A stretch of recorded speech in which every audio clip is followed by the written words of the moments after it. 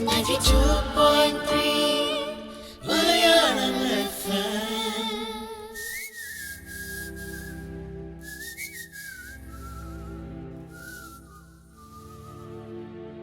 നമസ്കാരം. 92.3 മലയാളം FM-ന്റെ പുതിയൊരു ബ്രോഡ്കാസ്റ്റിലേക്ക് ഇവർക്കും സ്വാഗതം. ശ്രോതാക്കളുടെ അറിവിലേക്ക് പറയുന്നു, ഇന്നത്തെ ബ്രോഡ്കാസ്റ്റ് എന്ന് പറയുന്നത് ഒരു വീഡിയോ പോഡ്കാസ്റ്റായിട്ട് കൂടിയാണ് നിങ്ങളുടെ മുന്നിൽ എത്തുന്നത്. ഇന്ന് നിങ്ങളുടെ മുന്നിലിരിക്കുന്നത് ബ്രോഡ്കാസ്റ്ററായിട്ട് ഉണ്ണി ഉദയകുമാർ. എന്നോടൊപ്പം ഒരു സ്പെഷ്യൽ ഗസ്റ്റിനെയും കൊണ്ടാണ് ഞാൻ വന്നിരിക്കുന്നത്. അദ്ദേഹം ഇവിടെ എത്തിയിരിക്കുന്നത് ഒരു അതിഥിയായിട്ടാണ്. വെറുതെ ഒരു വിസിറ്റിനല്ല, മെൽബണിലെ മലയാളി പ്രവാസികളുടെ മുന്നിൽ പ്രവാസി എന്ന ഒരു നാടകവുമായിട്ട് ആണ് സംവിധായകൻ ശ്രീ വക്കം ജയലാൽ വന്നിരിക്കുന്നത്. നമസ്കാരം. Welcome to 92.3 Malayalam FM. Thank you. ഇവിടെ എത്താൻ കഴിഞ്ഞാലും സാറിനെ പരിചയപ്പെടാൻ കഴിഞ്ഞാലും ആദ്യമേ ഒരു സന്തോഷം അറിയിച്ചു കൊള്ളട്ടെ. തിരിച്ചു. അപ്പോൾ സാർ, അപ്പോൾ ഇന്ന് നമ്മൾ എന്താ പറയുക, ഈ ബ്രോഡ്കാസ്റ്റുകൾ നമ്മൾ ചെയ്യുന്നതെന്ന് പറഞ്ഞു കഴിഞ്ഞാൽ ചിലപ്പോൾ ഞങ്ങളുടെ ഒരു വെറുതെ ഒരു കോൺവെർസേഷൻ ആയിരിക്കും. അല്ല എന്നുണ്ടെങ്കിൽ നമ്മുടെ വിസിറ്റ് ചെയ്യുന്ന അതിഥികൾക്ക് പറയാനായിട്ട്, പ്രത്യേകിച്ച് പ്രവാസികളെ അഡ്രസ്സ് ചെയ്ത് സംസാരിക്കാനുള്ള കാര്യങ്ങൾ ഒരുപാടുണ്ടാകും, അറിവ് പങ്കുവയ്ക്കാനുണ്ടാകും, അല്ലെങ്കിൽ അവരെ ഒരു പ്രത്യേക ഒരു അവയർനെസ്സിലേക്ക് എത്തിക്കാനുള്ള ശ്രമങ്ങൾ ഉണ്ടാകാറുണ്ട്. അപ്പോൾ എന്തായാലും താങ്കളുടെ ഇന്നിവിടെ എത്തിയിരിക്കുന്ന ഒരു ഉദ്ദേശം, ഈ മെൽബണിൽ എത്തിയിരിക്കുന്ന ഒരു ഉദ്ദേശത്തിൽ തന്നെ അങ്ങനെ ഒരു വലിയൊരു അവബോധം നമ്മുടെ പ്രേക്ഷകരിലേക്ക് എത്തിക്കുക എന്നുള്ളൊരു ഭാഗമുണ്ട്.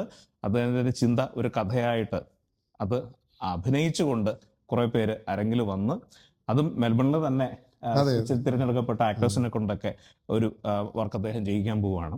അദ്ദേഹത്തിൻ്റെ ഹിസ്റ്ററി പറയുകയാണെങ്കിലും എനിക്കറിയാം, ഒരു പ്രവാസിയായി ഇരിക്കെ തന്നെയുള്ള അദ്ദേഹത്തിൻ്റെ ഒരു വലിയ ഹിസ്റ്ററി ഉണ്ട് UAE-യിലുള്ള. അപ്പോൾ അതിനെയൊക്കെ പറ്റി കൂടുതൽ ചോദിച്ചറിയാൻ എനിക്ക് താല്പര്യമുണ്ട് സാർ. ഓക്കെ, അപ്പോൾ നമുക്ക് അവിടെ നിന്ന് തുടങ്ങാം. ശ്രീ വക്കം ജയലാൽ എങ്ങനെ നാടകരംഗത്തേക്കും അല്ലെങ്കിൽ ഇങ്ങനെ ഒരു ഫീൽഡ് തിരഞ്ഞെടുക്കുന്നതിന് പിന്നിലെ കാരണം? ഈ പറഞ്ഞ ഒരുപാട് എപ്പിസോഡ് വരെ ഞാൻ ഒരുപാട് ഇന്റർവ്യൂലൊക്കെ കൊടുത്തിട്ടുള്ളതാണ്. ശരി. ഈ നാട്ടിലും പ്രവാസ ലോകത്തും റേഡിയോയിലും ചാനലിലും കൊടുത്തിട്ടുള്ളതാണ്. എൻ്റെ 10ാമത്തെ വയസ്സിൽ തുടങ്ങിയതാണ് ഈ നാടക ജൈത്രയാത്ര. ഓക്കെ. ഈ സ്കൂൾ വെക്കേഷന് ഞങ്ങൾ കൂട്ടുകാരെല്ലാം കൂടെ 2 മാസത്തെ വെക്കേഷൻ ഉണ്ടാവുമല്ലോ, വേനൽ വെക്കേഷൻ. ആ സമയത്താണ് അന്ന് Shri Kairali arts and sports club, sports എന്നൊക്കെ പറഞ്ഞാൽ വെറുതെ ഒരു അലങ്കാരത്തിന് വെച്ചേക്കുന്നതാണ്. ഇത് മെയിൻ തിങ് നാടകം നടത്തുക എന്ന് തന്നെ. അപ്പോൾ അയൽവക്കത്തുള്ള എല്ലാ ആൾക്കാരുടെ വീടുകളിലെയും ഡൈനിങ് ടേബിൾ എന്ന് അന്നത്തെ ടേബിൾ എന്ന് പറഞ്ഞാൽ പലക അടിച്ച് 4 കാല് വയ്ക്കുന്നതാണ്. അതായത് തിരുവനന്തപുരത്ത് വക്കമാണ്. അതെ, വക്കം ടേബിൾ. അപ്പോൾ അത് ചുവന്നുകൊണ്ട് വന്ന് പ്ലേറ്റ്ഫോം ഉണ്ടാക്കും. പിന്നെ നമ്മുടെ അവിടെ തേങ്ങ വെട്ടാൻ വരെ നമ്മുടെ ഒരു പണിക്കർ അങ്കിളുണ്ട്, അദ്ദേഹം വന്ന് സ്റ്റേജൊക്കെ കെട്ടിത്തരും. പിന്നെ ആദ്യം തുടങ്ങിയത് പെട്രോമാക്സ് ലൈറ്റിലാണ്. പിന്നെ അത് കുറച്ചുകൂടെ ഓരോ വർഷവും ഇമ്പ്രൂവ് ചെയ്ത് പിന്നെ അത് ഇലക്ട്രിസിറ്റി, അന്ന് ഇലക്ട്രിസിറ്റി ഇല്ലാത്ത പിന്നെ ഭയങ്കര സപ്പോർട്ടാണ്. വീടുകളിൽ നിന്നൊക്കെ എല്ലാവരും കുട്ടികളല്ലേ അവര്, പക്ഷെ അന്ന് ഇതുപോലെയുള്ള സാഹചര്യങ്ങളൊന്നും ഇല്ലല്ലോ. എല്ലാ വീടുകളിലും ഒരുപാട് പരിമിതികളുണ്ട്. അപ്പോൾ അതുകൊണ്ടൊക്കെ സാമ്പത്തികത്തിന്റെ പ്രശ്നങ്ങളുണ്ട്. എങ്കിലും ഞങ്ങൾ എൻ്റെ ഒരു 15 വയസ്സ് വരെ, അത് ഞാൻ SSLC പഠിക്കുന്നത് വരെ ഈ നാടകം നമ്മുടെ ആ ഗ്രാമപ്രദേശത്തിൻ്റെ തട്ടകത്തിൽ ഞങ്ങൾ അവതരിപ്പിച്ചിട്ടുണ്ട്. അപ്പോൾ അതിനടുത്തുള്ളൊരു വിദ്യാരൻ മാമൻ എന്ന് പറയുന്ന പുള്ളിയുടെ വീടാണ് നമുക്ക് വേണ്ട എല്ലാ സപ്പോർട്ടുകളും തരുന്ന. അവിടെ ഒരു ചായ്പുണ്ട്, അതിനകത്താണ് റിഹേഴ്സൽ ചെയ്യുന്നത്. അപ്പോൾ നമ്മുടെ പ്രായക്കാരായ എല്ലാവരും അവിടെ വരികയും രാത്രി മൊത്തം അവിടെ നമ്മളൊരു എൻ്റർടൈൻമെൻ്റ് ആയിട്ട് കാണുകയും, പിന്നീട് നാടകങ്ങൾ തുടർച്ചയായിട്ട് അമേച്ചർ നാടകങ്ങൾ, ഒളിച്ചുകളി, കൈനിക്കര കുമാരപിള്ളയുടെ ഒളിച്ചുകളി, അതാണ് മെയിനായിട്ടുള്ളത്. അങ്ങനെയുള്ള ഒരു ശ്രീനാഥിൻ്റെ ഗാന്ധീവം, PI ഇനയത്തിൻ്റെ അങ്ങനെയുള്ള നാടകങ്ങളൊക്കെ കഴിഞ്ഞ് പിന്നീട് ഞങ്ങൾ അങ്ങോട്ട് ഉത്സവ പറമ്പിലോട്ട് പോയി, അമ്പലത്തിലോട്ട്. അവിടെ നിന്ന് പിന്നെ നാടകത്തിൻ്റെ അതിപ്രസരണം കാരണം എന്നെ നാട് കടത്തേണ് ചെയ്ത് അവിടെ നിന്ന് നേരെ വന്നത് ജ്യേഷ്ഠ ഉണ്ടായിരുന്നു. ജ്യേഷ്ഠ എന്നെക്കാളും വലിയ നാടക പ്രവർത്തകനായിരുന്നു, വക്കം സുധി എന്ന് പറയും. പുള്ളി ഇവിടെ മലയാളി സമാജം ജനറൽ സെക്രട്ടറി ആയിരുന്നു. അപ്പോൾ ഞാൻ അദ്ദേഹത്തിൻ്റെ പിന്നാലെ കൂടി അബുദാബി മലയാളി സമാജത്തിലാണ് ഞാൻ വന്ന് ഇറങ്ങിയതിൻ്റെ അന്ന് തന്നെ അവിടെ ഇറങ്ങി. 40 വർഷങ്ങൾക്ക് മുമ്പ് അവിടെ നിന്ന് തുടങ്ങിയ നാടക പ്രവർത്തനമാണ് ഇന്ന് ഇവിടെ വരെ എത്തി നിൽക്കുന്നത്. ഇതെല്ലാം നാടക രചന, ഒരു നാടകകൃത്ത് സംവിധായകൻ എന്നുള്ള നിലയിലായിരുന്നു. ഞാൻ എല്ലാം ചെയ്തിട്ടുണ്ട്. ഞാൻ സ്കിറ്റ് എഴുതിയിട്ടുണ്ട്, നാടകം എഴുതിയിട്ടുണ്ട്, സംവിധാനം ചെയ്തിട്ടുണ്ട്, ചമയം ചെയ്തിട്ടുണ്ട്.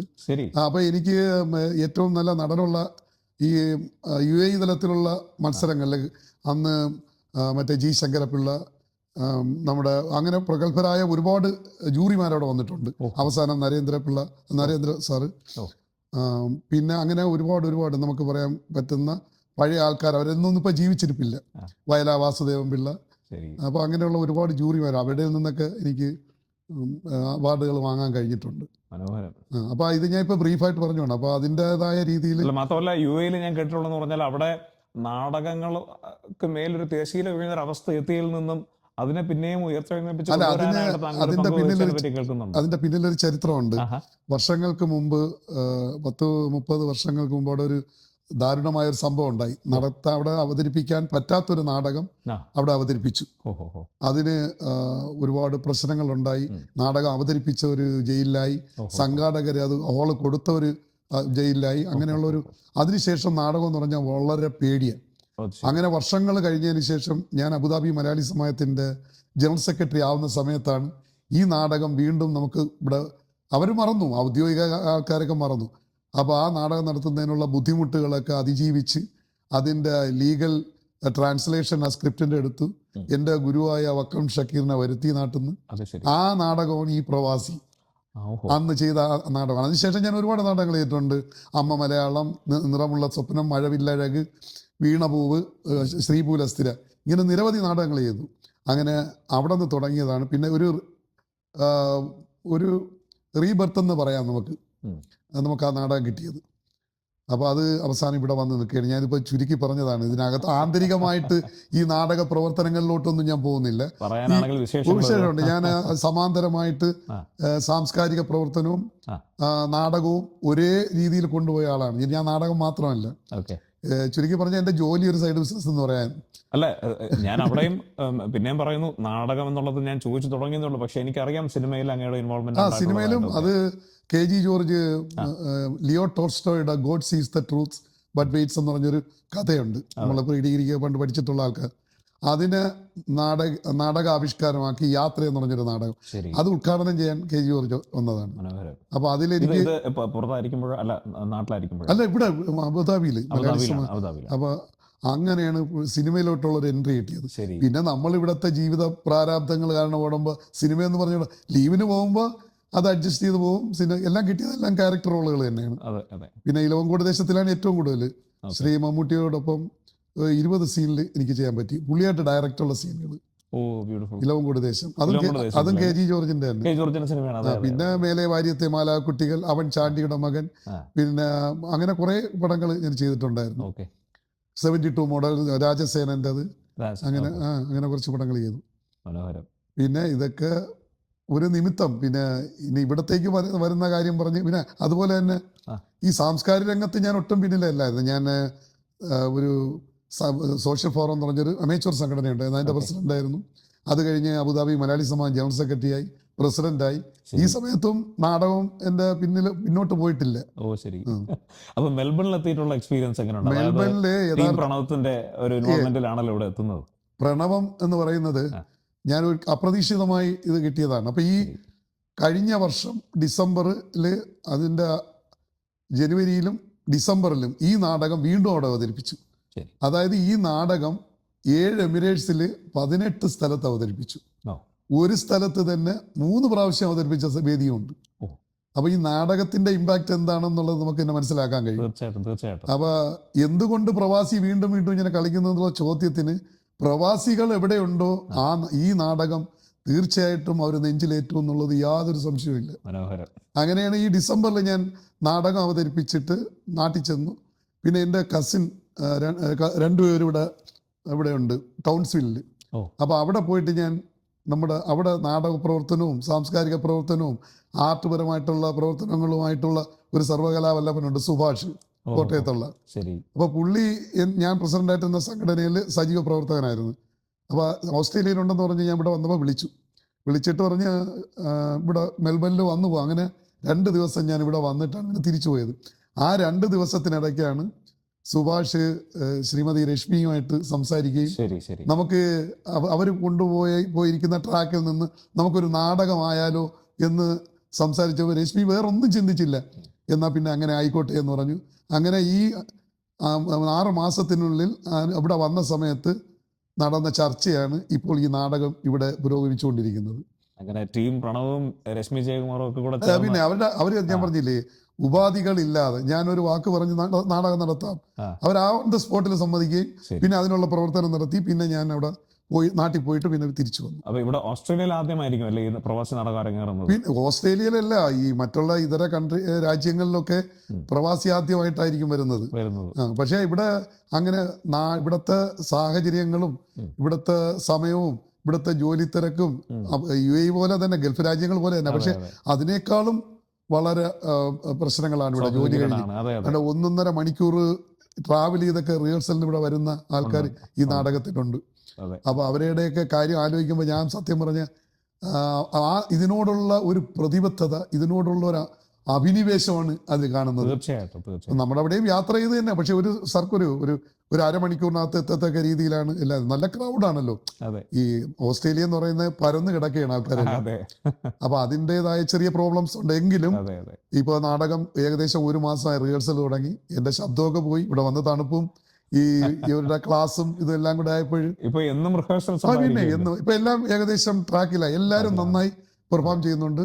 എന്തായാലും ഈ അരങ്ങിലെ കാഴ്ച ആയതുകൊണ്ട് നമ്മൾ ലൈവ് കാഴ്ചയാണ്, നമുക്കൊന്നും പ്രെഡിക്റ്റ് ചെയ്യാൻ പറ്റില്ല. പക്ഷെ ഇതുവരെയുള്ള അനുഭവം കൊണ്ട് ഈ നാടകം ഇവിടെ ഒരു അനുഭവമായിരിക്കും, എന്നും ഓർമ്മിക്കത്തക്ക ഒരു അനുഭവമായിരിക്കും എന്ന് എനിക്ക് ഉറപ്പുണ്ട്.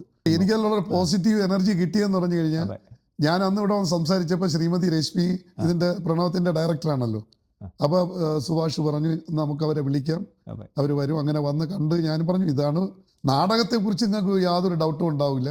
നാടകം ഇത് പല സ്ഥലത്തും വളരെ കയ്യടിയോടുകൂടി അവസാനിപ്പിച്ചിട്ടേ ഉള്ളൂ ഈ നാടകം.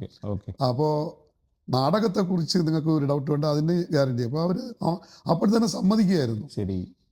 അവരുടെ എന്നിലുള്ള ഒരു വിശ്വാസം, ആ വിശ്വാസം കാത്തു സൂക്ഷിക്കേണ്ട ബാധ്യത എനിക്കുണ്ട്.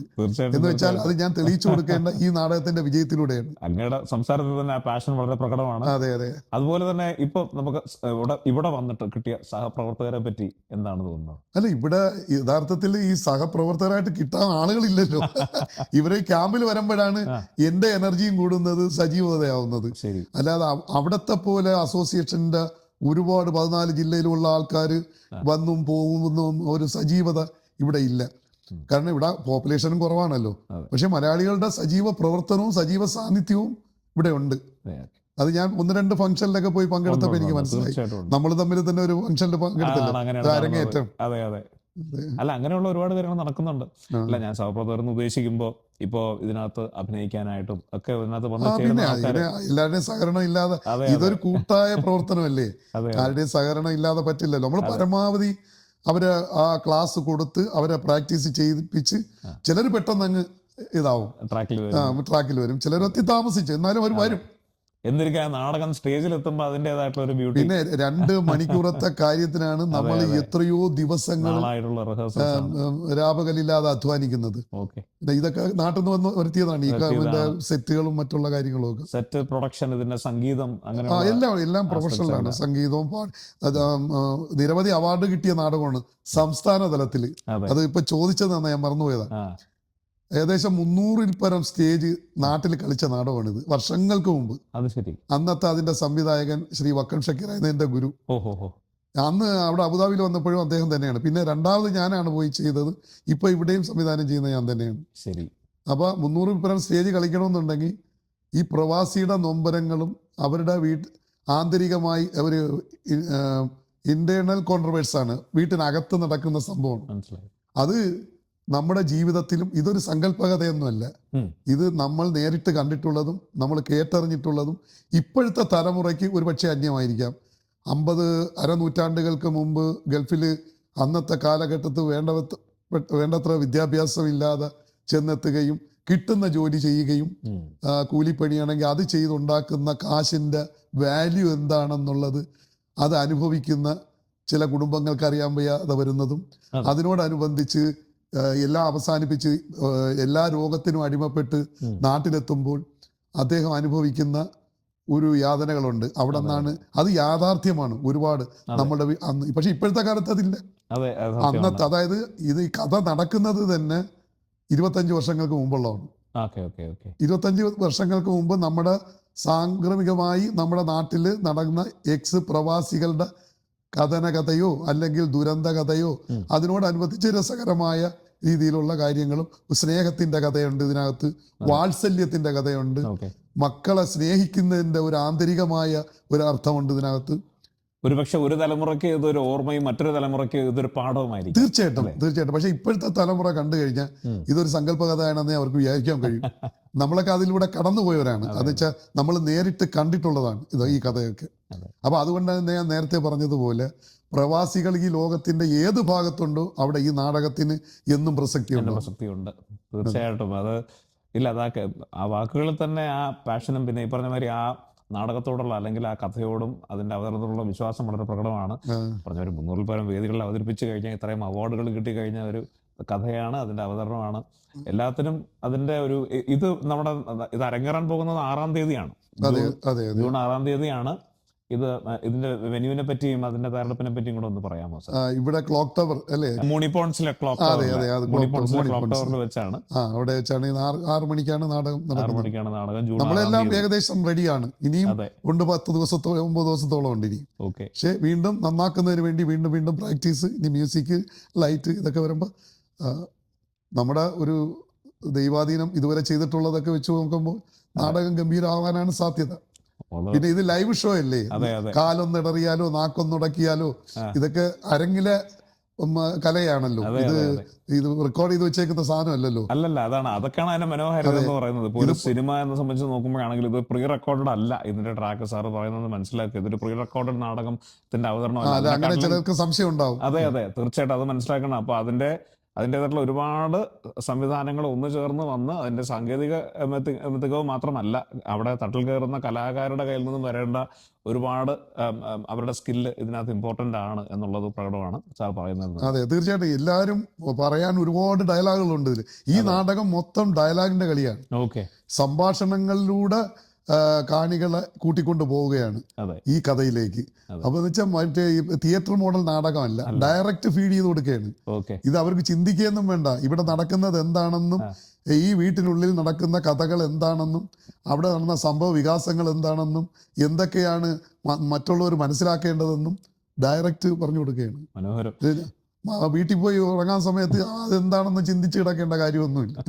അപ്പം മെൽബണിൽ തന്നെ വന്ന് ഇവിടെ തന്നെ നമ്മുടെ കൂട്ടുകാരായിട്ടുള്ള, അപ്പം മെൽബണിൽ ഒരുപാട് പേര് ശ്രോതാക്കളായിട്ടുള്ളത് കൊണ്ട് പറയുകയാണ്, നിങ്ങളുടെയൊക്കെ സുഹൃത്തുക്കളിലൊക്കെ ഉള്ള പലരും ഇതിനകത്ത് മുഖം കാണിക്കുന്നുണ്ടെന്ന് എനിക്ക് ഉറപ്പാണ് സാർ. അവരെയൊക്കെ പറ്റി പ്രധാന കഥാപാത്രങ്ങൾ ആരൊക്കെയാണ്? ഇതിൽ അപ്രധാനമായിട്ട് ആരുമില്ല, എല്ലാവരും പ്രധാനപ്പെട്ട കഥാപാത്രങ്ങളാണ്. എല്ലാവർക്കും അവരുടേതായ കഴിവുകൾ തെളിയിക്കാനായിട്ടുള്ള ഒരു അവസരമാണിത്. ശരി, തീർച്ചയായിട്ടും അവരൊക്കെ അത് എൻ്റെ പ്രതീക്ഷയ്ക്കൊത്ത് ഉയർന്നു വരുന്നു എന്നറിഞ്ഞതിലാണ് എനിക്ക് ഏറ്റവും വലിയ സന്തോഷം. നമ്മളൊരാളിനെ പഠിപ്പിച്ച് എടുത്ത് കൊണ്ടുവരുമ്പോൾ അതിൽ നിന്നുള്ള റിസൾട്ട് കിട്ടുമ്പോഴാണ് നമുക്ക് ഏറ്റവും വലിയ സന്തോഷം ഉണ്ടാകുന്നത്. അപ്പോൾ ഏകദേശം എല്ലാവരും അതിനുള്ള പ്രാപ്തരായി. പിന്നെ എല്ലാവർക്കും ഈക്വൽ, എല്ലാവർക്കും പെർഫോം ചെയ്യാനായിട്ടുള്ള നല്ല ക്യാരക്ടറാണ്. അതിൽ പ്രവാസിയായിട്ട് ഞാൻ തന്നെയാണ് ചെയ്യുന്നത്. അതിൽ സെൻട്രൽ ക്യാരക്ടർ എല്ലായിടത്തും ഞാൻ തന്നെ ചെയ്തു. അപ്പോൾ ഞാൻ ഇവിടെ വന്ന് പറഞ്ഞു, വേറെ ആളുണ്ടെങ്കിൽ ചെയ്യാം, നോ പ്രോബ്ലം. കാരണം ഞാൻ പോയാൽ ഇവർക്ക് ഈ നാടകം വീണ്ടും കളിക്കാമല്ലോ. അപ്പോൾ തൽക്കാലം ഞാൻ ആ വേഷം ഇവിടെ 6-ാം തീയതി ഞാൻ തന്നെ ചെയ്യുന്നു. പിന്നീട് അവരുമായിട്ട് ആലോചിച്ചിട്ട് വേറെ ആളിനെ പാകപ്പെടുത്തിയെടുക്കുകയോ മറ്റെന്തെങ്കിലും ഒരു ഓപ്ഷൻ കണ്ടെത്തും. അതുപോലെ എനിക്ക് തോന്നുന്നു ശ്രീമതി രശ്മി ജയകുമാർ അതിനകത്തൊരു വേഷം ചെയ്യുന്നുണ്ട്. ഉണ്ട്. പിന്നെ അവര് നല്ലൊരു വേഷമാണ് ചെയ്തത്. എൻ്റെ മകളായിട്ട് അത് നന്നായിട്ട് ചെയ്യുന്നുണ്ട് എല്ലാവരും. ഇത് ആരെയും മാറ്റി നിർത്താൻ പറ്റില്ല. ഞാൻ പറഞ്ഞില്ലേ, 1 മാസമായിട്ട് ഇതിനു വേണ്ടിയുള്ള ഒരു തീവ്ര യജ്ഞം നടക്കുകയാണ്. ഇവരെയൊക്കെ ഇതിലോട്ട് പ്രാപ്തരാക്കി കൊണ്ടുവരാൻ. ആരും പ്രൊഫഷണൽസ് അല്ലല്ലോ. അതല്ലേ ഞാൻ പറഞ്ഞ, ഇതുപോലെ ഉള്ള ഇതിലെ എൻ്റെ മോൻ്റെ വേഷം ചെയ്യുന്ന ഡാനി 1.5 മണിക്കൂർ ഡ്രൈവ് ചെയ്ത്. അപ്പോൾ ഞാൻ അതൊക്കെ ചിന്തിക്കുമ്പോൾ എനിക്ക് ഭയങ്കര ഒരു വല്ലാത്തൊരു അത്ഭുതമാണ് തോന്നുന്നത്. ഒരു നാടകത്തിൽ അഭിനയിക്കാൻ റിഹേഴ്സലിന് വേണ്ടിയൊക്കെ ഇത്രയും ദൂരം താണ്ടിയൊക്കെ വരിക എന്ന് പറയുന്നത്. നമ്മളുമൊക്കെ പോകാറുണ്ട്. നമ്മൾ ഒരുപാട് ത്യാഗം ചെയ്ത് അവിടെ നാടകത്തിന്റെ തലേ ദിവസം റിഹേഴ്സൽ ക്യാമ്പ് നേരെ ജോലിക്ക് പോണവരുമുണ്ട്. അതാണ് എൻ്റെ ഡെഡിക്കേഷൻ. പ്രൊഫഷണൽ അല്ലാത്തവരായതുകൊണ്ട് പാകപ്പെടുത്തിയെടുക്കാൻ അവർ ട്രാക്കിൽ കൊണ്ടുവരാൻ കുറച്ച് ബുദ്ധിമുട്ടുണ്ട്. അതെല്ലാവരും വന്നു. എല്ലാവരും ടാലന്റ് ആൾക്കാരാണ്. അതുകൊണ്ടാണ്. അല്ല, ഡാനി സുഹൃത്താണ്. അതുപോലെ JK ചേട്ടൻ അറിയാം. പിന്നെ JK എല്ലാവരും ഉണ്ട്. പിന്നെ നമ്മുടെ റേഡിയോയിൽ തന്നെ മറ്റൊരു മെമ്പർ ആയിട്ടുള്ള പിന്നെ ജോജിക്ക് ഒരു ഇതുവരെ കിട്ടാത്തൊരു ഏറ്റവും നല്ലൊരു നാടക സങ്കല്പങ്ങളിലെ വില്ലന്റെ മൾട്ടി ഫേസ് കാണിക്കുന്ന ഒരു വേഷമാണ് ഇതില് ജോജി ചെയ്യുന്ന വില്ലൻ. അതുപോലെ ഷാനിക്കും ബെസ്റ്റ് വേഷമാണ്. അത് ശരി. പിന്നെ പലരും എല്ലാരും ചെയ്യുന്നവരെല്ലാം JK ഉണ്ട്, പിന്നെ പലരും ഉണ്ടല്ലോ. അതെ, അദ്ദേഹം നമ്മുടെ റേഡിയോയിലെ ഒരു ബ്രോഡ്കാസ്റ്റർ കൂടിയാണ്. അതുകൊണ്ട് നമ്മുടെ ശ്രോതാക്കൾക്ക് പരിചയമുള്ളൊരു ശബ്ദം കൂടിയാണ് ആരതിയുടെ ശബ്ദം എന്ന് പറയുന്നത്. നമ്മുടെ രശ്മി ജയകുമാർ ചെയ്യുന്ന പോലെ തന്നെ റേഡിയോയിലെ ബ്രോഡ്കാസ്റ്ററും കൂടിയാണ്. അതെനിക്കറിയില്ലായിരുന്നു. അതെ അതെ അതെ. അപ്പൊ അങ്ങനെ ഒരുപാട് എക്സൈറ്റ്മെന്റ് ഇങ്ങനെ നിറഞ്ഞു നിൽക്കുകയാണ്. അപ്പൊ അതിനകത്ത് സംവിധായകൻ നടൻ കൂടിയായിട്ടുള്ള വക്കം ജലാൽ സാറിന് തോന്നുന്ന ആത്മവിശ്വാസം ഇവിടെ ഉറപ്പായിട്ടും ഇവിടെ വന്ന അതേ എനർജി തന്നെ ഇതിൽ പങ്കെടുക്കുന്ന ഓരോരുത്തരിലേക്കും സ്പ്രെഡ് ആവുന്നു എന്നുള്ളതും കാണാൻ പറ്റുന്നുണ്ട്. ഞാനിവിടെ ഇന്റർവ്യൂ തുടങ്ങുന്നതിന് മുമ്പ് പലരുമായിട്ട് ഞാൻ സംസാരിക്കാനുള്ള അവസരം കിട്ടി. എന്തായാലും ഇനി റേഡിയോയുടെ പ്രസൻസ് എന്ന് പറയുന്നത് നമ്മുടെ നാടകത്തിലും ഉണ്ടായിരിക്കും. തീർച്ചയായിട്ടും ഇതിലൂടെ ഒരു പുതിയ നാടക സംസ്കാരം ഇവിടെ മെൽബോണിൽ ഉണ്ടാവട്ടെ എന്ന് ഞാൻ ആഗ്രഹിക്കുകയാണ്. ഇതൊരു തുടക്കമായിക്കോട്ടെ. ഇതുപോലുള്ള ജനങ്ങൾക്ക് ഡയറക്റ്റ് കിട്ടത്തക്ക രീതിയിൽ. ഇപ്പൊ ഞാൻ ഈ തിയേറ്റർ നാടകങ്ങളും ഈ പ്രൊഫഷണൽ നാടകമായിട്ട് ഞാൻ ഒരിക്കലും കമ്പയർ ചെയ്യില്ല. തിയേറ്റർ നാടകങ്ങൾ അത് അവതരിപ്പിക്കേണ്ട സ്ഥലത്ത് അവതരിപ്പിച്ചാൽ അതിൻ്റെയൊക്കെ സംവിധായകരും രചയിതാവും ഒക്കെ വളരെ ബുദ്ധിജീവികളാണ്. അവർ നാടകത്തെ കുറിച്ച് ഒരുപാട് പഠനങ്ങളൊക്കെ നടത്തിയാണ് ചെയ്യുന്നത്. പക്ഷെ അതിന് ചില വേദികളുണ്ട്. ഈ ജനറലായിട്ടുള്ള ആൾക്കാർ, നമ്മളെ പോലെയുള്ള സാധാരണക്കാരുടെ മുമ്പിൽ ചിലരത് ആസ്വദിക്കും, ചിലർ ആസ്വദിക്കപ്പെടാത്തവരുമുണ്ട്. കാരണം അവർക്ക് വേണ്ടത് അത് പ്രത്യേക ഒരു ഓഡിയൻസിന്റെ ഇടയ്ക്ക് അവതരിപ്പിച്ചാൽ അത് നന്നാവും. പക്ഷെ ഇവിടെയുള്ള സാധാരണക്കാർക്ക് വേണ്ടിയുള്ള ഒരു നാടകമാണ് ഇതുപോലുള്ള നാടകങ്ങൾ. തീർച്ചയായിട്ടും അവർക്ക് ഡയറക്റ്റ് അതിനെപ്പറ്റി കൂടുതൽ എല്ലാം അവര് വളരെ ഈ ബുദ്ധിയൊന്നും ഉപയോഗിക്കാതെ തന്നെ അവർ സാധാരണ ഒരാള് കാണുന്നത് പോലെ തന്നെ അത് കണ്ട് ആസ്വദിക്കാൻ അവർക്ക് സാധാരണ മനുഷ്യന്റെ അതെ വൈകാരികമായ എല്ലാ ഘട്ടങ്ങളും കൂടെ. തീർച്ചയായിട്ടും. അല്ല, ഒന്നും എനിക്ക് വേർന്ന് പറയാനുള്ള മെൽബൺ എന്ന് പറഞ്ഞിട്ട് ഈ നഗരം എന്ന് പറയുന്നത് ഒരു ആഗോള തലത്തിൽ തന്നെ ഒരു കോസ്മോപൊളിറ്റനായിട്ട് കാണപ്പെടുന്ന ഒരു സ്ഥലമാണ്. കലയുടെ കാര്യത്തിൽ, ആർട്സിന്റെ കാര്യത്തിലാണെങ്കിൽ പോലും അത്രയ്ക്കും ഏറിയ താല്പര്യത്തോടു കൂടി ഒരുപാട് കലാകാരൻ നിറഞ്ഞൊരു സ്ഥലമാണ്. മലയാളികൾ എന്നുള്ള നിലയ്ക്ക് മാത്രമല്ല, അല്ലാതെയൊക്കെ ആണെങ്കിലും. അപ്പോൾ എത്രയും കൂടുതൽ ഇവിടെ പ്രോഗ്രാംസ് നടക്കുമ്പോഴും മറ്റുള്ള ഈ ഇതര ഭാഷക്കാരായിരുന്നാലും ഇതര ദേശക്കാരായിരുന്നാലും ഒക്കെ വന്ന് കാണാനും അവരൊക്കെ താല്പര്യം കാണിക്കാറുണ്ട്. ഇങ്ങനെയുള്ള പ്രോഗ്രാംസ് ഒക്കെ കാരണം അത്രയും കൗതുകത്തോടുകൂടിയാണ് അവരെ കലയെ കാണുന്നത്. അപ്പൊ അങ്ങനത്തെ ഒരു സ്ഥലത്താണ് അങ്ങ് വന്ന് ഈ ഒരു കൺസെപ്റ്റ് അവതരിപ്പിക്കുന്നത്, ഈ ഒരു നാടകം അവതരിപ്പിക്കുന്നത്. തീർച്ചയായിട്ടും ടാസ്ക് തന്നെയാണ്. എന്നെ സംബന്ധിച്ചിടത്തോളം ടാസ്ക് ഇല്ല, എനിക്ക് വണ്ടി വരും, ഞാൻ ഇവിടെ വരും. പക്ഷെ ഈ വരുന്നവര്, ഇതിൽ പങ്കെടുക്കുന്നവരെല്ലാം വളരെ വളരെയധികം അവർ ത്യാഗം ചെയ്ത് തന്നെയാണ് വരുന്നത്. അപ്പൊ ആ ഒരു വാല്യൂ ഇവിടെ ഉള്ള ഈ നാടകം കാണാൻ വരുന്നവർ കൊടുക്കണം. എത്രയോ ദിവസങ്ങള് ഇവര് അർപ്പണ ബോധത്തോടെ ഇതിനോടുള്ള ആവേശം കൊണ്ട് ഇതിനെ പ്രാപ്തമായി എടുക്കുന്ന അവരുടെ സ്വകാര്യ ജീവിതത്തില് പലതും നഷ്ടപ്പെടുത്തി ഇട്ടാണ് വരുന്നത്. ഒരിക്കലും നഷ്ടമായിട്ട് അവർക്ക് തോന്നുമെന്ന് എനിക്ക് തോന്നുന്നില്ല. കാരണം എന്ന് പറഞ്ഞാൽ ഇപ്പം എനിക്ക് തന്നെ എൻ്റെ അനുഭവത്തിൽ എനിക്ക് പറയാം, കലയോടുള്ള പ്രണയം കൊണ്ടാണ് നമ്മളതൊക്കെ ചെയ്യാൻ ഇറങ്ങിത്തിരിക്കുന്നത്. ഇപ്പൊ സാറിന്റെ കാര്യത്തിൽ എടുത്ത് പറയേണ്ടതില്ലെന്ന് എനിക്കറിയാം. ഇത് അത്രയും സ്നേഹത്തോടെ എംബ്രേസ് ചെയ്യുന്നതുകൊണ്ടാണല്ലോ ഈ ഇത്രയും കാര്യമായിട്ട് ഇതിനെപ്പറ്റി എന്നെ പെർസീവ് ചെയ്യുന്നത്. അതുപോലെ തന്നെ ഉള്ള ആഗ്രഹത്തോടുകൂടി നിൽക്കുന്നവരാണ് സാറിന്റെ കൂടെ നിൽക്കുന്നത് എന്നുള്ളത് എനിക്ക് തീർച്ചയായിട്ടും. ഈ ഇതൊരു ഗ്രൂപ്പ് വർക്ക്, ടീം വർക്കാണ്. അതെ അതെ. ഈ ടീം എന്ന് പറഞ്ഞാൽ ഇതിൽ ഒരാൾ പോലും ആദ്യം നിന്ന് താഴോട്ട് വരരുതെന്നാണ് ഇതിന്റെ ഒരു സംവിധായകൻ എന്നുള്ള എൻ്റെ ഒരു ആഗ്രഹം. ഒരു കഥാപാത്രം പോലും അത് കുറഞ്ഞുപോയി, എല്ലാം ഒരേ ലെവലിൽ വരത്തക്ക രീതിയിലുള്ള ചിട്ടയിലാണ് കൊണ്ടുപോകുന്നത്. എല്ലാവരെയും അതിന് പ്രാപ്തരാക്കി പറഞ്ഞ് അതുകൊണ്ട് എൻ്റെ ശബ്ദവും അത് കുറേയൊക്കെ അങ്ങനെയാണ് പോയത്. മനോഹരം മനോഹരം. പ്രവാസിയുടെ വിശേഷങ്ങൾ എത്ര നേരം പറഞ്ഞിരുന്നു. അപ്പോൾ ഇനി പ്രവാസിയുടെ അവതരണം എന്ന് പറയുന്നത് ജൂൺ 6-ാം തീയതി ഒരിക്കൽ കൂടെ പറയുന്നു, ക്ലോക്ക് ടവർ ഹാളിൽ വെച്ചിട്ട്, മൂണി പോൺസിലെ ക്ലോക്ക് ടവർ ഹാളിൽ 6-ാം തീയതി വൈകുന്നേരം 6 മണിക്കാണ് പ്രവാസിയുടെ അവതരണം. പരമാവധി കഴിയുന്നവരെല്ലാവരും ഇത് വന്ന് കാണണമെന്നും ആഗ്രഹം ഞാനും പ്രകടിപ്പിക്കുകയാണ്. കാരണം എന്ന് പറഞ്ഞു കഴിഞ്ഞാൽ എനിക്കറിയാം മുൻപ് നടന്നിട്ടുള്ള നാടകങ്ങൾ അത് ഏത് തരത്തിൽ രചിക്കപ്പെട്ട നാടകങ്ങൾ, എന്ത് തരത്തിൽ അവതരിപ്പിക്കപ്പെട്ടതാണെന്നറിയാം. ഒരുപാട് ഇപ്പോൾ ഭൗതിക തലത്തിലൊക്കെ പല രീതിയിൽ സ്പർശിക്കുന്നതായിട്ടുള്ള നാടകങ്ങൾ വന്നിട്ടുണ്ട്. എന്നാൽ അതേസമയം ഒരല്പം ജനകീയമായിട്ട് വളരെ ജനകീയതയോടുകൂടി ഒരു നാടകം അവതരിപ്പിക്കുകയാണെന്ന് ശ്രീ വക്കം ജലാൽ ഇവിടെ അവകാശപ്പെടുകയാണ്. പ്രവാസി എന്ന നാടകം അവാർഡ് വിന്നിംഗ് ആയിട്ടുള്ള ഒരുപാട് വേദികളിൽ അവതരിപ്പിക്കപ്പെട്ടൊരു നാടകം. അത് കാണേണ്ട ഒരു അവസരം നിങ്ങൾ ആരും പാഴാക്കരുത് എന്ന് ഞാനും പറയുകയാണ്. സർ, ഇനി ചോദിച്ചോട്ടെ, ഈ അടുത്ത പ്രൊജക്റ്റുകളെ പറ്റി എന്താണ് ഇപ്പോൾ ഈ ഒരു എന്താ പറയുക, ഇത് പലയിടത്തായിട്ട് റിയലൈസ് ചെയ്യപ്പെടുന്നുണ്ട് അങ്ങയുടെ സ്വപ്നങ്ങൾ ഈ നാടകത്തിന്റെ രൂപത്തിലൊക്കെ. അല്ല, ഈ ഇപ്പൊ തന്നെ ഈ നാടകം ഇവിടെ ചെയ്തുകൊണ്ടിരുന്നപ്പോൾ എൻ്റെ ഒരു നാട്ടുകാരുണ്ട്, അത് ആറ്റിങ്ങിലുള്ളവർ, അവിടെ UK-യിൽ. അപ്പോൾ അദ്ദേഹം പറഞ്ഞു, അദ്ദേഹം അവിടെ പ്രോഗ്രാം ഒക്കെ ചെയ്യുന്ന ഒരാളാണ്.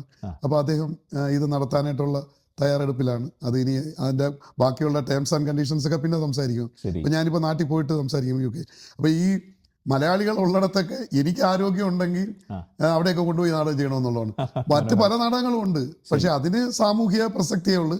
പക്ഷെ പ്രവാസിയുടെ കഥ ഒന്നുകൂടെ, പഴയ പ്രവാസികളുടെ കഥ, ഇപ്പോഴത്തെ തലമുറയുടെ പൂർവികരുടെ കഥ ഒന്നുകൂടെ അറിയണമെങ്കിൽ ഇപ്പോഴത്തെ പുതിയ തലമുറ ഇങ്ങനെ ആയി, അതിൻ്റെ പിന്നിലുള്ള ത്യാഗം, അവരുടെ പൂർവികർ ചെയ്തത് എന്താണ്, എങ്ങനെയാണ് പണം ഉണ്ടാക്കിയത്, ആ പണം എങ്ങനെ വിനിയോഗിക്കപ്പെട്ടു, അത് ഏത് രീതിയിലെല്ലാം ദുർവിനിയോഗം നടത്തി, ഇതൊക്കെ വരച്ചു കാട്ടുന്ന ഒരു കഥയാണിത്. മനസ്സിലായി. പിന്നെ ഞാനിപ്പോൾ UAE നിന്ന് ഔദ്യോഗിക തലത്തിൽ നിന്ന് വിട്ടു. ഞാനിപ്പോൾ നാട്ടിൽ സെറ്റിലാണ്. ഞാനൊരു കേരള സംസ്ഥാന നാടകക്കാരുടെ, പ്രൊഫഷണൽ നാടകക്കാരുടെ ഒരു സംഘടന ഉണ്ടായിരുന്നു. അതിൻ്റെ പ്രസിഡൻ്റായിരുന്നു. അവരുടെ ചാരിറ്റിക്ക് പരമായിട്ടുള്ള അവർക്ക് വേണ്ട എല്ലാ കാര്യങ്ങളും ചെയ്യുന്നതിന് വേണ്ടിയുള്ള ഒരു സംഘടനയായിരുന്നു. 2 വർഷം ഞാൻ അതിലുണ്ടായിരുന്നു പ്രസിഡൻ്റായിട്ട്. ഇപ്പോൾ അതിൽ നിന്ന് മാറി. പിന്നെ പ്രൊഫഷണൽ നാടകക്കാർക്ക് വേണ്ട സപ്പോർട്ടും മറ്റുള്ള കാര്യങ്ങളും എൻ്റെ സുഹൃത്തുക്കൾ തന്നെയാണ്. നാടകങ്ങൾ പലതും ചെയ്യുന്നുണ്ട്. ഇപ്പോൾ വംശം എന്ന് പറയുന്ന ഒരു നാടകം സംസ്ഥാന അവാർഡ് കിട്ടി. ആ നാടകം ആരെങ്കിലും ഇവിടെ ഉണ്ടെങ്കിൽ പോയി കാണണം. അതും ഇതുപോലെ വളരെ ഇംപ്രസീവായിട്ടുള്ളൊരു സ്റ്റോറിയാണ്. മുഹാദ് വമ്പായം എഴുതി സുരേഷ് സംവിധാനം ചെയ്ത സുരേഷ് ദിവാകർ. അതാണിപ്പോൾ നാട്ടിലെ ഏറ്റവും നന്നായിട്ട് പോകുന്ന ഒരു നാടകം. അത് സംസ്ഥാന അവാർഡ് കിട്ടി. മികച്ച രചന എന്ന് പറയുന്നത് അത് പുരാണത്തിലെ ഏടുകളിൽ നിന്ന് എടുത്തത് കൊണ്ട് അത് നഷ്ടപ്പെട്ട സംവിധാനവും അവതരണവും മികച്ച നടനും എല്ലാം വാങ്ങിച്ചതാണ്.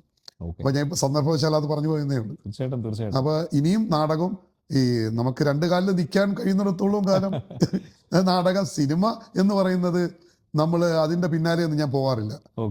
അതുപോലെ തന്നെ മുഖം കാണിക്കാൻ വേണ്ടി പോയിട്ട് കാര്യമൊന്നുമില്ല. നമുക്ക് കിട്ടുകയാണെങ്കിൽ ക്യാരക്ടർ റോളുകൾ കിട്ടുകയാണെങ്കിൽ മാത്രം ചെയ്യുക. ബാക്കി നമുക്ക് സായുജ്യം കിട്ടണമെങ്കിൽ നമ്മളിലുള്ള കഥാകാരനെയോ അല്ലെങ്കിൽ മറ്റുള്ള ആൾക്കാരുമായിട്ട് ഇന്ററാക്ട് ചെയ്ത് നമ്മൾ വേദിയിലെത്തണമെങ്കിൽ നാടകം പോലെ മറ്റൊരു മാധ്യമം ഇല്ല. അല്ല, അതുകൂടിയാണ് ഈ മെൽബൺ എന്ന് പറയുന്ന നഗരത്തിന്റെ പ്രത്യേകതയെ പറ്റി പറഞ്ഞപ്പോൾ കലയോടുള്ള ഇഷ്ടം എന്ന് പറയുമ്പോൾ സിനിമയെക്കാട്ടിലും നാടകങ്ങൾ ഒരുപാട് അരങ്ങേറുന്നു മെൽബൺ എന്ന് പറയുന്നത്. അത് നമ്മുടെ ഭാഷ മാത്രമല്ല, എല്ലാ ഭാഷയിലും അത് അത്രയും ശ്രദ്ധയോടു കൂടിയാണ് അവർ ചെയ്യുന്നത്. കാരണം ഓഡിയൻസ് ആണെങ്കിൽ പോലും അവരുടെ മെച്യൂരിറ്റി വെച്ച് അവർക്ക് താല്പര്യം നാടകങ്ങളോടാണ്, സിനിമകളോടല്ല. കാരണം ഇപ്പൊ ആർട്ടിഫിഷ്യൽ ഇന്റലിജൻസ് ഒക്കെ വന്നിട്ട് ഒരുപാട് എങ്ങനെ വേണോ അത് ക്രിയേറ്റ് ചെയ്തെടുക്കാം. അതിനകത്ത് ഒരു പ്രത്യേകത ആൾക്കാർ ഒരുപാട് പേര് കാണുന്നില്ല. അത് ഇതിലുള്ള ഒരു വേറൊരു പ്രശ്നം എന്ന് പറയുന്നത്, ഇപ്പോഴത്തെ തലമുറ ഈ നാടകം എന്തെന്ന് പോലും അവർക്ക് അതിനുള്ള, നമ്മുടെയൊക്കെ തലമുറ എന്ന് പറഞ്ഞാൽ ഈ ഒരു ഉത്സവപ്പറമ്പിൽ നാടകം കാണാൻ പോയ ഏറ്റവും ബാക്കിൽ നിന്ന് നിൽക്കുന്ന ആൾക്കാരുടെ ഷോൾഡറിലൂടെ ദൃഷ്ടി സ്റ്റേജിലേക്ക് പോകാനുള്ള സ്പേസേ കിട്ടൂ. അങ്ങനെ നിന്ന് 2-2.5 മണിക്കൂർ നാടകം കണ്ടവരാണ്. ഇന്ന് കസേര എടുത്തിട്ട് കൊടുത്താലും ഞാൻ നോക്കിയിട്ട് പുതിയ തലമുറ ഒന്നും അതിലോട്ട് വരുന്നില്ല. കാരണം അവർക്ക് വേറെ ഒരുപാട് മാധ്യമങ്ങളുണ്ട്. അവരുടെ കയ്യിലിരിക്കുമ്പോൾ ഈ ലോകം മൊത്തം അവർക്ക് അറിയാവുന്ന സാധനം കയ്യിരിക്കുകയാണ്. അപ്പൊ ഈ നാടകം എന്ന തനത് കലയെ പ്രൊമോട്ട് ചെയ്യാൻ നമ്മുടെ ഔദ്യോഗിക തലത്തിലും അത്ര വലിയ സിനിമ പോലെയുള്ള പ്രൊമോഷനൊന്നും കൊടുക്കുന്നില്ല. നാടകക്കാർക്കും കൊടുക്കുന്നില്ല, നാടകത്തിനും കൊടുക്കുന്നില്ല. ഇപ്പൊ ഒരു ഉദാഹരണം പറഞ്ഞുതരാം. നാടകത്തിൽ 10, 40, 50 കൊല്ലം നാടക പ്രവർത്തനം നടത്തി നാടക അരങ്ങിൽ മരണം വരെ നിന്ന് അരങ്ങിൽ വീണ് മരിച്ചാലും അദ്ദേഹത്തിൻ്റെ ഫോട്ടോ, അദ്ദേഹത്തിൻ്റെ ചരമ അറിയിപ്പ് വരുന്നത് ചരമകോളത്തിലായിരിക്കും. ഒരു സിനിമയിൽ അഭിനയിച്ച് ആ സിനിമ പോപ്പുലറായി ജനങ്ങളിൽ എത്തിക്കഴിഞ്ഞാൽ നേരെ ആ പടം വരുന്നത് ഫ്രണ്ട് പേജിലാണ്. പറഞ്ഞാൽ അപ്പൊ നാടകത്തോ പിന്നെ അവാർഡ് തുകയിൽ പോലും നാടകത്തിന് കൊടുക്കുന്ന തുകയും നടന്മാർക്കും മറ്റുള്ള ആർട്ടിസ്റ്റുകൾക്കും കൊടുക്കുന്ന തുകയും ഈ സിനിമാക്കാർക്ക് കൊടുക്കുന്ന തുകയും തമ്മിൽ വ്യത്യാസമുണ്ട്. അപ്പൊ ഈ നാടകത്തെ ആദ്യം ഇതിനെ പ്രൊമോട്ട് ചെയ്യേണ്ടത് ഈ ഇവിടെ വരുന്ന ഭരണാധികാരികളാണ്. ഇപ്പൊ തന്നെ 10 മണിക്ക് നാടകം നിർത്തണമെന്ന് പറഞ്ഞ് അവർ കിടന്ന് ബുദ്ധിമുട്ടാണ്. കാരണം അമ്പലത്തിലെ പരിപാടികളെല്ലാം കഴിയുമ്പോൾ 8:30 മണിയാവും. 8 മണി കഴിഞ്ഞിട്ടാണ് നാടകം തുടങ്ങുന്നത്. 10 മണിക്ക് മുമ്പ് നാടകം തീർന്നില്ലെങ്കിൽ അമേക്ക സെറ്റൊക്കെ എടുത്തോണ്ട് പോകും പോലീസുകാർ. പക്ഷെ അതിപ്പോഴത്തെ മന്ത്രിസഭ വന്നിട്ട് അതിന് മാറ്റം ഉണ്ടാക്കുമെന്ന് പറഞ്ഞിട്ടുണ്ട്. അപ്പൊ അത്രയും സ്ട്രഗിൾ ചെയ്താണ് നാട്ടിൽ. അതൊരു ജീവിത ഉപാധിയാണ്. നാട്ടിലുള്ള പ്രൊഫഷണൽ നാടകം എന്ന് വെച്ചാൽ അവരുടെ ജീവിത ഉപാധിയും കൂടിയാണ്. അല്ല, ഇപ്പോൾ സാർ ഇപ്പോൾ UAE ചെയ്ത പോലെ ഉള്ള മാറ്റങ്ങൾ, അതുമാതിരിയുള്ള മാറ്റങ്ങൾ ഇപ്പോൾ അവിടെ എന്ന് പറഞ്ഞു കഴിഞ്ഞാൽ ഒരു അന്യ ദേശം കൂടിയാണ്. അവിടെ ചെന്ന് ഇതിനെ ഉയർത്തെഴുന്നേൽപ്പിച്ച് കൊണ്ടുവരാൻ കഴിഞ്ഞതുപോലെ തന്നെയുള്ള വലിയ മാറ്റങ്ങൾ, അതെ, അതുപോലെയുള്ള മാറ്റങ്ങൾ ഇനി സാറിന് കൊണ്ടുവരാൻ പറ്റണം എന്നുള്ളത്. അല്ല, ഇവിടെ അങ്ങനെയുള്ള സാങ്കേതികമായ പ്രശ്നങ്ങളൊന്നുമില്ല. അല്ല, ഇത് ഞാൻ കേരളത്തെ പറ്റിയാണ് പറഞ്ഞത്, പറഞ്ഞത്. കാരണം അവിടെ നമ്മുടെ നാടകങ്ങൾക്ക് അനുഭവിച്ചുകൊണ്ടിരിക്കുന്ന ഈ ഒരു അവസ്ഥയുണ്ടല്ലോ, അപ്പൊ അതിനകത്ത് വരേണ്ട മാറ്റങ്ങൾ സാറും കൂടെ അതിനകത്തൊരു ഇൻവോൾവ്മെന്റ് ഉണ്ടാകട്ടെ. അല്ല, തീർച്ചയായിട്ടും. ഞാൻ പറഞ്ഞില്ലേ, നമുക്ക് ഈ എനർജി ഉള്ളിടത്തോളം കാലം, ഞാൻ നേരത്തെ പറഞ്ഞതുപോലെ നമുക്ക് നിൽക്കാൻ കഴിയുന്നിടത്തോളം കാലം നമ്മൾ ഇതിന്റെ പിന്നാലെ തന്നെ, അത് ബ്ലഡിൽ അരിഞ്ഞു പോയതാണ്. അപ്പൊ അത് തീർച്ചയായിട്ടും ഉണ്ടാവും. നാടകവുമായിട്ട് എപ്പോഴും ബന്ധപ്പെട്ട് ചർച്ചകൾ, സെമിനാറുകൾ, ഇതിലെല്ലാം പങ്കെടുക്കുന്നുണ്ട്. പുതിയ അവതരണ രീതികൾ, പുതിയ തലമുറയുടെ ടെക്നിക്കലായിട്ടുള്ള അറിവുകൾ, ഇതൊക്കെ നമ്മൾ ഒരുപാട് പകർന്നു കിട്ടേണ്ടി വരുന്നുണ്ട്. ഇപ്പൊ ടെക്നിക്കൽ നാടകമൊക്കെ ടെക്നിക്കലായിട്ടൊക്കെ ഒരുപാട് മാറി. പണ്ട് ഒരു നാടകം ചെയ്തു കഴിഞ്ഞാൽ, പണ്ട് നമ്മുടെ കുട്ടിക്കാലത്ത് പ്രൊഫഷണൽ നാടകം ചെയ്ത 5 സീൻ ഉണ്ടെങ്കിൽ 5 സീനിലും കർട്ടൻ വീണിട്ടില്ല. ഓരോ ഇപ്പൊ അങ്ങനെയല്ല, നിമിഷം കൊണ്ടാണ് നമ്മളെ അത്ഭുതപ്പെടുത്തുന്ന രീതിയിൽ സെറ്റുകൾ മാറുന്നത്. വേറൊരു വീട് മാറിയിട്ട് അതിന്റെ അപ്പുറത്തൊരു കൊട്ടാരമോ അല്ലെങ്കിൽ വേറൊരു പ്രതലമോ കാണിക്കുന്ന ഒരു ലൈറ്റ് ഓഫിലൂടെയാണ് കാണിക്കുന്നത്. അപ്പൊ അത്രയും ടെക്നിക്കലായിട്ടൊക്കെ ഒരുപാട് മാറിപ്പോയി നാടകങ്ങൾ. പക്ഷെ അത് പുതിയ തലമുറ അത് ലൈവ് ഷോയെ ഇനി എന്നാണ് എങ്ങനെയാണ് അവർ ഉൾക്കൊള്ളുന്നതെന്നും അത് അവർ ഇതിലോട്ട് വരുന്നതെന്നൊന്നും എനിക്ക് പ്രെഡിക്റ്റ് ചെയ്യാൻ പറ്റില്ല. അല്ല, എന്നിരിക്കലും മാറ്റങ്ങൾ വരുത്താൻ ശ്രമിക്കുന്നിടത്ത് അത് ഉണ്ടാവുള്ളൂ. ഈവൻ സിനിമയിലാണെങ്കിൽ പോലും ഇപ്പം പാശ്ചാത്യ ലോകത്ത് നടക്കുന്ന ഒരു മാറ്റമാണ്. നമുക്കത് വലിയ കാര്യമായിരിക്കില്ല, പക്ഷെ ഫിലിമിൽ ഷൂട്ട് ചെയ്യുക എന്നുള്ളത് ഇപ്പോ സിനിമയിൽ അവർ കൊണ്ടുവരാൻ ശ്രമിക്കുന്ന ഒരു മാറ്റമാണ്. പണ്ട് റീടേക്ക് എടുക്കുമ്പോൾ ഒരുപാട് ഫിലിം ഒക്കെ പോകുന്ന സമയമുണ്ട്. അതുണ്ട്. പക്ഷെ ഇപ്പൊ ഫിലിമിലേക്ക് തിരിച്ചു വരാൻ ശ്രമിക്കുകയാണ്. തീർച്ചയായിട്ടും അങ്ങനത്തെ ഒരു റിട്ടേൺ. കാരണം അതിലൊക്കെ ഒരുപാട് വാല്യൂ ഉണ്ടെന്ന് മനസ്സിലാക്കി, അത് കാരണം ഒരു സിനിമാ പ്രേമിയാണെങ്കിൽ നിങ്ങൾ ഇത് ഇങ്ങനെ ചെയ്യണമെന്നുള്ള സന്ദേശങ്ങൾ ഒരുപാട് ഇറക്കുകയും പുതിയ തലമുറ ഇപ്പൊ അങ്ങനെയുള്ള പ്രിഫറൻസുകൾ കൊണ്ടുവരാനും തുടങ്ങി. അപ്പൊ ഇതൊക്കെ ഒരുപാട് വലിയ സംവിധായകരുടെ ശ്രമം കൊണ്ട് എത്തിയതാണ് സിനിമാ മേഖലയിലാണെങ്കിൽ പോലും. അതുമാതിരി വിശ്വാസമുണ്ട്. ഇപ്പൊ ഇത്രയും പാഷനോടെ പറ്റി സംസാരിക്കുന്നതുകൊണ്ടാണ് പറയുന്നത് സാറിന് അമ്മാതിരിയുള്ള ശ്രമങ്ങൾ ഇവിടെ എന്ന് പറഞ്ഞാൽ ഇവിടെ ഇപ്പൊ തന്നെ ഈ വിസയൊക്കെ കിട്ടാൻ ഒരുപാട് ടെക്നിക്കൽ പ്രശ്നങ്ങളൊക്കെ ഉണ്ട് ഇപ്പോൾ. പക്ഷെ നമ്മൾ ഗൾഫിൽ നാടകം ചെയ്യാന്ന് പറഞ്ഞാൽ 4 മണിക്കൂർ കൊണ്ട് അവിടെ എങ്ങെത്താം. വിസ ഇന്ന് കൊടുത്താൽ നാളെ വിസ കിട്ടും. അപ്പൊ അതിലൊന്നും ഒരു വിഷയമല്ല. പക്ഷെ ഇവിടുത്തെ ഒരുപാട് കടമ്പകളുണ്ട്. ഇവിടെ നാടകം ചെയ്യണമെങ്കിൽ ഏതൊട്ട് ഇസഡ് വരെ കടമ്പകൾ തന്നെയാണ്, ഒരു ടാസ്ക് തന്നെയാണ്. ഇവിടെ ഉള്ളവർ വരുന്നതും റിഹേഴ്സലിന് വരുന്നതും പോകുന്നതും, പിന്നെ ഇവിടെ നിന്ന് ജോലിക്ക് പോകുന്നതും. ഇപ്പൊ ഷാനി മറ്റേ പലപ്പോഴും ഇത് അഭിനയിക്കുന്ന ഡ്യൂട്ടി കഴിഞ്ഞിട്ട് നേരെ ഇനി വരെയാണ് ഹോസ്പിറ്റലിൽ നിന്ന്. അപ്പൊ അങ്ങനെയൊക്കെ ഒരുപാട് ത്യാഗം ചെയ്താണ്. തീർച്ചയായിട്ടും അതിന്റെ എല്ലാത്തിനും നല്ല ഫലം ഉണ്ടാവട്ടെ. പ്രേക്ഷകർക്ക് മുന്നിൽ വളരെ. പിന്നെ ഇതിന്റെ ഓർഗനൈസേഴ്സ് രണ്ടുപേരും, രശ്മിയും സുഭാഷും, ഇതിൽ സുപ്രധാനമായ 2 വേഷങ്ങളാണ് ചെയ്യുന്നത്. അവരുടെ ജീവിതത്തിൽ ഇന്ന് വരെ ചെയ്തിട്ടില്ലാത്ത രീതിയിലാണ് ആ വേഷം ചെയ്തത്. അത് അവർക്ക് ഈ നാടകം കഴിയുമ്പോൾ അതിന്റെ റിസൾട്ട് അവർക്ക് കിട്ടും, ഉറപ്പാണ്. തീർച്ചയായിട്ടും അത് ഒരു സംവിധായകന്റെ, ഒരു ഗുരുവിന്റെ അനുഗ്രഹം കൂടിയാണ് ഇപ്പൊ അവിടെ കേൾക്കുന്നത്. സന്തോഷം. അപ്പം ജൂൺ 6-ാം തീയതി മോണി പോൺസിൽ ക്ലോക്ക് ടവർ ഹാളിൽ വെച്ച് അരങ്ങേറാനിരിക്കുന്ന പ്രവാസി എന്ന നാടകം, അതിന്റെ ഒരു വിജയകരമായ അവതരണത്തിലേക്ക് ഭാവങ്ങൾ നേരുകയാണ്. തീർച്ചയായിട്ടും താങ്ക് യു. എല്ലാവരും വരണം. ഈ ഒരു അവസരം നഷ്ടപ്പെടുത്തരുത്. എല്ലാവരും നാടകം കാണാൻ വരിക. നാടകം കണ്ടിട്ട് നിങ്ങളുടെ അഭിപ്രായം എന്തായിരുന്നാലും അറിയിക്കുക. അത് എവിടെ വേണമെങ്കിലും പറയുക. നമ്മൾ ഒന്നും ഒളിച്ചു വെക്കേണ്ട. നിങ്ങൾക്ക് ഇഷ്ടപ്പെടുകയാണെങ്കിൽ ഇഷ്ടപ്പെടുക, ഇഷ്ടപ്പെട്ടില്ലെങ്കിൽ പറയുക. തീർച്ചയായിട്ടും. അങ്ങനെ ആ ഫീഡ്ബാക്ക് തരാനായിട്ട് 92.3 മലയാളം എഫ്എമ്മിന്റെ പ്ലാറ്റ്ഫോമും നിങ്ങൾക്ക് അവൈലബിൾ ആണ്. സാറിനെ പോലുള്ളവരുടെ പ്രൊഫൈലുകളുണ്ട്. ഇന്ന് പിന്നെ ഡിജിറ്റൽ ലോകത്തിന്റെ ഒരുപാട് അഡ്വാൻറ്റേജസ് അതാണ്. ഒരുപാട് എളുപ്പത്തിൽ എല്ലാ ആശയവിനിമയവും നടക്കുന്ന ഒരു കാലമാണ്. ഇവിടെ ഇപ്പൊ ഒരു പ്രോഗ്രാം ചെയ്തിട്ട് അത് മോശമാണെന്നുള്ള പ്രോഗ്രാം മറച്ചു വെച്ചിട്ടുള്ള ഒന്നും ചെയ്യാൻ പറ്റില്ല. അവിടെ ലൈവായിട്ട് അഭിപ്രായം പണ്ടത്തെ പോലെ ഹൈഡ് ചെയ്യാൻ പറ്റില്ല. അപ്പൊ അതുകൊണ്ട് നമ്മള് ഈ എത്രത്തോളം ഇതിനെ നന്നാക്കാൻ പറ്റുമോ അതിന്റെ മൈന്യൂട്ട് കാര്യങ്ങൾ വരെ ശ്രദ്ധിച്ചാണ് ഈ നാടകം നടന്നുകൊണ്ടിരിക്കുന്നത്. മനോഹരം. അല്ല, അത്രയും അതിനകത്തൊരു അർപ്പണബോധം എന്ന് പറയുന്നത് പ്രകടമാണ്. അപ്പോൾ ഒരിക്കൽ കൂടി സർ, 92.3 മലയാളം എഫ്എമ്മിന് വേണ്ടി ഇത്രയും സമയം മാറ്റിവെച്ച് ഞങ്ങളോടൊപ്പം ഉണ്ടായതിന് ഒരുപാട് നന്ദിയുണ്ട്. Thank you. അതുപോലെ ഇനി തുടർന്നുള്ള പ്രയത്നങ്ങൾക്കും എല്ലാം വിജയകരമായി വരട്ടെ എന്നുള്ളൊരു ഭാവങ്ങൾ ഇത് കാണുന്നവർക്കും കേൾക്കുന്നവർക്കും എൻ്റെ എല്ലാവിധ ആശംസകളും നേരുന്നു. So this is Unni signing off. 92.3 Malayalam എഫ്എമ്മിന്റെ ശ്രോതാക്കളെ, നിങ്ങളുടെ ഫീഡ്ബാക്കുകൾ 92.3 മലയാളം FM മെൽബൺ @gmail.com അല്ലെങ്കിൽ 92.3 മലയാളം FM എന്ന ഇൻസ്റ്റാഗ്രാം, ഫേസ്ബുക്ക് ഹാൻഡിൽസിലേക്ക് നിങ്ങൾക്ക് നിങ്ങളുടെ അഭിപ്രായങ്ങൾ സമർപ്പിക്കാവുന്നതാണ്. അപ്പോൾ ഒരിക്കൽ കൂടി ഇന്നത്തെ ഈ സ്പെഷ്യൽ ബ്രോഡ്കാസ്റ്റിന്റെ ഭാഗമായതിന് സാറിന് നന്ദി പറഞ്ഞുകൊണ്ട് സൈനിങ് ഓഫ്. Thank you.